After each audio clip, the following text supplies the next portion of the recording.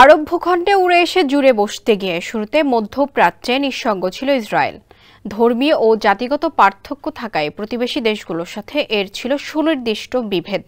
অন্যদিকে ভৌগোলিকভাবে ইরান মধ্যপ্রাচ্যের হলেও প্রতিবেশী আরবদের সাথে পার্সিয়ানদের ছিল নিবিড় জাতিগত পার্থক্য। বলা চলে ইরান ও ইসরায়েল দুইই অনারব। এই প্রেক্ষাপটে তারা একে অপরকে কাছে টেনেছিল। ইরানের রাজতন্ত্রের সমাপ্তির পর ইসলামী প্রজাতন্ত্র প্রতিষ্ঠা হলেও তেহরানের সঙ্গে সম্পর্ক ছিল ইসরায়েলের। এমনকি ইরাকের বিরুদ্ধে টানা 1 দশক ধরে লড়াই ইরানের পাশে ছিল ইহুদি প্রশাসন। আরও জানাচ্ছেন আহমদুল্লাহ শিকদার।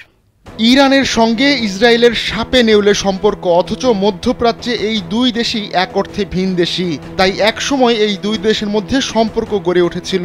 সেই সম্পর্ক ইসলামী বিপ্লবের পরও টিকেছিল।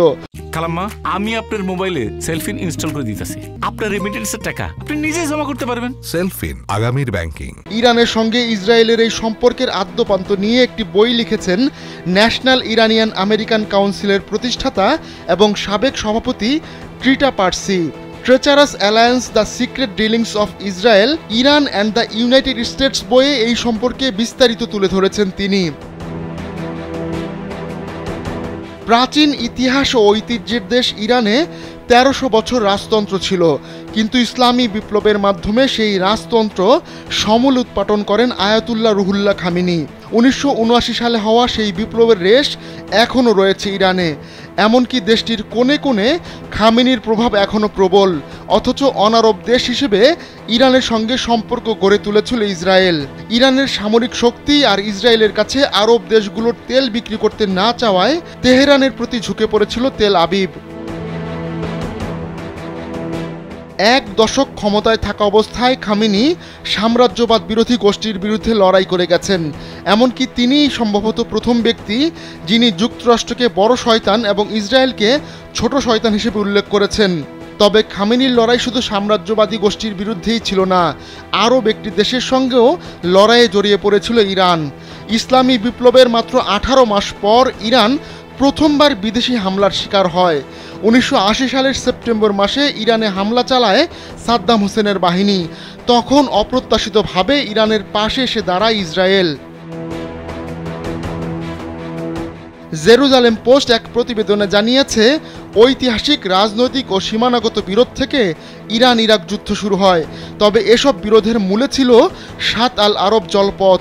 এই জলপথ দুই দেশের মাঝে অবস্থিত গুরুত্বপূর্ণ অর্থনৈতিক ও কৌশলগত সীমানা।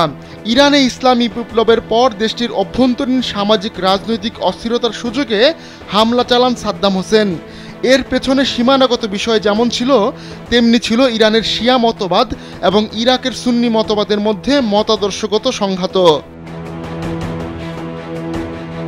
সাদ্দাম হোসেন চেয়েছিলেন আঞ্চলিক প্রভাব বাড়িয়ে ইরানের বিপ্লবী মতবাদকে রুখে দেবেন তিনি। তার শঙ্কা ছিল ইরানের ইসলামী বিপ্লবের প্রভাবে ইরাকের ভেতরেও শিয়ারা মাথাচাড়া দিয়ে উঠতে পারে। এছাড়া আরব পারস্যের ঐতিহাসিক বিরোধ এই উত্তেজনার ঘিয়ে আগুন ঢালে। এছাড়া আঞ্চলিক ও সুপার পাওয়াররাও বাইরে থেকে আগুনে বাতাস দেয়। তাতে দুই দেশের মধ্যে এই সংঘাত বড় আগুনের কুণ্ডে পরিণত হয়। এসব কিছুর কারণেই 1980 সালের 22 সেপ্টেম্বর ইরানে হামলা করে বসে ইরাক। 8 বছর স্থায়ী হওয়া এই যুদ্ধে দুই দেশেরই ব্যাপক ক্ষয়ক্ষতি হয়। পশ্চিমা বিরোধী মনোভাব প্রবল থাকা সত্ত্বেও ইরাকের বিরুদ্ধে লড়াইয়ে অনাকাঙ্ক্ষিত উৎস থেকে সহায়তা পায় ইরান, আর সেই উৎসটি হচ্ছে ইসরায়েল। ইসরায়েলের কাছ থেকে গোপনে সামরিক যুদ্ধাস্ত্র পেয়ে যুদ্ধের মোড় পাল্টে দেয় ইরান, আর সাদ্দামের বাহিনীর কাছে পরাজয় ঠেকাতে সক্ষম হয় তেহরান। ইসরায়েলের কাছে তখন সবচেয়ে বড় মাথা ব্যথার কারণ ছিল ইরাক। তাই ইরান ও ইহুদি রাষ্ট্র ইসরায়েলের মধ্যে মতাদর্শগত পার্থক্য থাকা সত্ত্বেও শত্রুর বন্ধু হয়ে উঠেছিল তারা। তবে শুধু অস্ত্র দিয়েই নয়, ইরানকে সামরিক পথ নির্দেশও দিয়েছিল ইসরায়েল। এর বিনিময়ে ইসরায়েলকে গোপন গোয়েন্দা তথ্য সরবরাহ করেছিল ইরান। তারই একটি জ্বলন্ত নজির অপারেশন অপেরা। ইরানের গোয়েন্দা তথ্যের ভিত্তিতে 1981 সালে ইরাকে এই অভিযান চালায় ইসরায়েল। এতে ইরাকের অসিরাক পরমাণু চুল্লি পুরোপুরি গুড়িয়ে দেওয়া হয়। নিজেদেরকে পরমাণু শক্তিতে বলীয়ান করতে এই প্রকল্প নিয়েছিল ইরাক, কিন্তু ইসরায়েল ইরানের যৌথ প্রচেষ্টায় ইরাকের সেই স্বপ্ন ধূলিসাৎ হয়ে যায়। ইসলামী বিপ্লবের পর ইরান জুড়ে সাম্রাজ্যবাদ বিরোধী মনোভাব প্রবল হয়ে ওঠে। তখন মধ্যপ্রাচ্যে ইসরায়েলকে মার্কিন সাম্রাজ্যবাদের আউটপোস্ট মনে করা হতো, কিন্তু কৌশলগত কারণে একে অপরের বন্ধু হয়ে ওঠে ইসরায়েল ও ইরান। কেননা মার্কিন নিষেধাজ্ঞার কারণে যুক্তরাষ্ট্রের তৈরি স্পেয়ার পার্টস কিনতে পারছিল না তেহরান, আর সেটিকে ট্রাম্প কার্ড হিসেবে ব্যবহার করে ইসরায়েল। ইরানকে মার্কিন খুচরা যন্ত্রাংশ দিয়ে তাদের সঙ্গে বন্ধুত্ব করে ইসরায়েল, কেননা তখনকার প্রেক্ষাপটে ইসরায়েলের কাছে সাদ্দাম হোসেনের চেয়ে ইসলামী বিপ্লবীরা কম বিপজ্জনক ছিল।